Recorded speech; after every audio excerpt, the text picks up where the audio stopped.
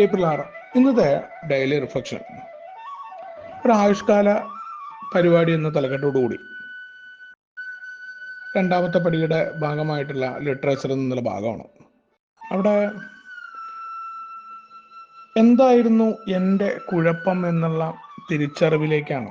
മറ്റ് പല കാര്യങ്ങളും എനിക്ക് ചെയ്യാൻ പറ്റുന്നുണ്ട് എന്ന് പറയുമ്പോഴും എൻ്റെ മാനുഷികപരമായ പ്രശ്നങ്ങൾ, വ്യക്തിബന്ധങ്ങളിൽ എനിക്കുണ്ടായിരുന്ന കുഴപ്പങ്ങൾ, മറ്റുള്ളവരെ അവരായിട്ട് ഉൾക്കൊള്ളാൻ പറ്റായ്മ, വളരെ പെട്ടെന്ന് സങ്കടം വരുന്നു, വളരെ പെട്ടെന്ന് വിഷമം വരുന്നു, വളരെ പെട്ടെന്ന് ഉന്മാദം വരുന്നു എന്ന് പറഞ്ഞാൽ വൈകാരികമായ അവസ്ഥകൾ നിയന്ത്രിക്കാനായിട്ട് കഴിഞ്ഞില്ല എന്നുള്ളതാണ്.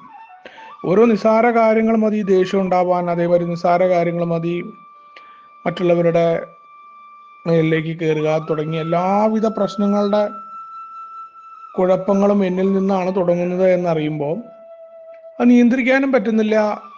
വീണ്ടും സ്വയം സഹതാപത്തിലേക്ക് അത് കുറ്റബോധം ഉണ്ടാവുക, അപ്പോൾ വീണ്ടും കടുത്ത പ്രശ്നങ്ങൾ ഉണ്ടാക്കുകയാണ്. അതുകൊണ്ട് തന്നെയാണ് കഷ്ടപ്പാടിനും വിഷാദത്തിനും ഇരയായിട്ട് ഞാൻ തന്നെ മാറുകയാണ്. ഓരോ കുഴപ്പങ്ങൾ ഉണ്ടാകുമ്പോഴും അതുകൊണ്ടുണ്ടാകുന്ന കഷ്ടപ്പാടുകൾ എനിക്കാണ്.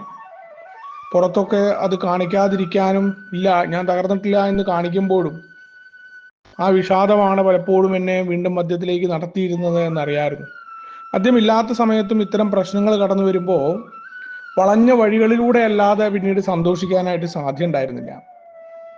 അപ്പോൾ ജീവിതത്തോട് കടുത്ത വ്യർത്ഥതാബോധം, സാരമായ കാര്യങ്ങളെ കൊണ്ട് തന്നെ എൻ്റെ ജീവിതം തകർന്നു പോയി, ഇനി എങ്ങനെ മുന്നോട്ട് പോകാമെന്നറിയാത്തൊരവസ്ഥ, എല്ലാ കാര്യങ്ങളോടും അകാരണമായിട്ടുള്ള ഭയം, എന്താണ് മുന്നോട്ടുണ്ടാവുക എന്നുള്ളതിനെ കുറിച്ച്, അല്ലെങ്കിൽ മറ്റു ആളുകളൊക്കെ വളരെ നിസ്സാരമായിട്ട് തള്ളിക്കളയുന്ന കാര്യങ്ങളെ വല്ലാതെ ഊതിപ്പെരിപ്പിച്ചുകൊണ്ട് ഉള്ളിലേക്ക് കൊണ്ടുപോകുന്ന ആ ഒരു സ്വഭാവം എനിക്കുണ്ടായിരുന്നു എന്നുള്ളതാണ്. അപ്പം അത് ഇന്നുമുണ്ട്. പക്ഷെ പ്രോഗ്രാമിലൂടെ അതിനെയൊക്കെ മറികടക്കാനായിട്ട് സാധ്യമായി എന്നുള്ളിടത്താണ് മാറ്റം ഉണ്ടായത്. ആ ഭയത്തെ തിരിച്ചറിയാൻ, എൻ്റെ അസന്തുഷ്ടിയുടെ കാരണം എന്താണെന്ന് എനിക്ക് കണ്ടെത്താനായിട്ട് സാധ്യമായി. ഇത്തരം പ്രശ്നങ്ങളെല്ലാം മറികടക്കണം എന്നുണ്ടെങ്കിൽ ഞാൻ പ്രോഗ്രാമിലൂടെ പോകണമെന്നുള്ള ഓർമ്മപ്പെടുത്തലാണ്. അത് ഒരു ദിവസം കൊണ്ട് ചെയ്തു തീർക്കാനാവില്ല. ജീവിതാവസാനം വരെ ഓരോ ദിവസവും ഇത് പരീക്ഷിച്ചുകൊണ്ട് വേണം. മറ്റുള്ളവർക്ക് യഥാർത്ഥത്തിൽ സഹായം അരുളുന്നവരായിട്ട് കാണപ്പെടാൻ എന്നെ കൊണ്ട് കഴിഞ്ഞില്ല. മറ്റുള്ളവർക്ക് സഹായകരമാണ് എന്ന് കരുതിക്കൊണ്ട് തന്നെ മറ്റുള്ളവരെ ദ്രോഹിക്കുന്ന പരിപാടികളാണ്. ഏതെങ്കിലും കുറച്ചു പേരെ സഹായിക്കുന്നു എന്ന് കരുതുമ്പോൾ അപ്പുറത്ത് ഇരകൾ ഉണ്ടാവുന്നുണ്ട്. ഞാൻ അറിയുന്നില്ല ആരൊക്കെയാണ് ഞാൻ യഥാർത്ഥത്തിൽ സഹായിക്കുന്നത്, ആരൊക്കെയാണ് യഥാർത്ഥത്തിൽ ഞാൻ ദ്രോഹം ഉണ്ടാക്കുന്നത്. ഞാൻ കരുതുന്നത് മറ്റുള്ളവരെ സഹായിക്കാനാണ് വേറെ ആളുകളുമായിട്ട് ഞാൻ കുഴപ്പമുണ്ടാക്കുന്നത് എന്ന് ഞാൻ കരുതുന്നു. പക്ഷെ എല്ലാ മനുഷ്യരെയും ആ രീതിയിൽ ഉൾക്കൊള്ളാനുള്ള എൻ്റെ കഴിവില്ലായ്മയായിരുന്നു ഇതിൻ്റെ കുഴപ്പം എന്നുള്ളതാണ്. മറ്റെല്ലാ മനുഷ്യരും ഉണ്ട്, എന്നോട് യോജിക്കുന്നവരും വിയോജിക്കുന്നവരുമായിട്ട് സഹായം അരുളുന്നവരായിട്ട് മാറുക എന്നതായിരുന്നു പ്രോഗ്രാമിൻ്റെ ലക്ഷ്യം. ഇനി അതൊന്നും പറ്റാത്ത സ്ഥലത്ത് നിന്ന് വിട്ടുപോകുമ്പോൾ ഉപദ്രവം ഉണ്ടാക്കുന്ന വാക്കുകളും പ്രവർത്തികളും എന്നിൽ നിന്നുണ്ടാവരുത്. അത് പറ്റുന്നില്ല. മറ്റുള്ളവർക്ക് യഥാർത്ഥത്തിൽ സഹായം അരുളുന്ന പ്രവർത്തികൾ ചെയ്യുകയാണ് എന്നോടത്ത് പോലും തെറ്റ് സംഭവിക്കുന്നു എന്നുള്ള ബോധ്യം. അപ്പോൾ അതിന് അടിസ്ഥാനപരമായ ഈ കുഴപ്പങ്ങളെ എനിക്ക് എന്നിൽ കണ്ടെത്താനും അതിനെ മറികടക്കാനുള്ള ശ്രമം വേണമെന്നുള്ള തിരിച്ചറിവ് തന്നെയാണ് ആ 4ാമത്തെ പടിയുടെ ഇൻവെൻട്രിയിലൂടെയൊക്കെ നടന്നത്. ആ ധാർമ്മിക കണക്കെടുപ്പ് നടത്താനും ഓരോ കുഴപ്പങ്ങൾ എവിടെയാണ് എനിക്ക് മറ്റുള്ള വ്യക്തികളുമായിട്ടുള്ള കുഴപ്പം, ആ കുഴപ്പങ്ങളിൽ എൻ്റെ പാർട്ട് എന്താ, എന്തുകൊണ്ടാണ് എനിക്ക് അവരോട് ദേഷ്യം വന്നത്, ഞാൻ എന്തൊക്കെ കുറ്റം അവരിൽ പറഞ്ഞാലും, അവർ ഇന്നത് ചെയ്തു, അവരിങ്ങനെ ആക്കിയെന്ന് പറഞ്ഞാലും എന്നിലൊരു കുഴപ്പമുണ്ട്. എന്നെ ഒരാൾ ചൂഷണം ചെയ്യുന്നുണ്ടെങ്കിൽ, അതല്ല എന്നുണ്ടെങ്കിൽ ഞാൻ ഒരാളാൽ പറ്റിക്കപ്പെടുന്നു, നിരന്തരമായിട്ട് അതിലേക്ക് വീണു പോയിക്കൊണ്ടിരിക്കുന്നുണ്ടെങ്കിൽ ഞാൻ മനസ്സിലാക്കേണ്ട ഒരു കാര്യം, എന്നിലൊരു കുഴപ്പമുണ്ട്. പല കാര്യങ്ങളെയും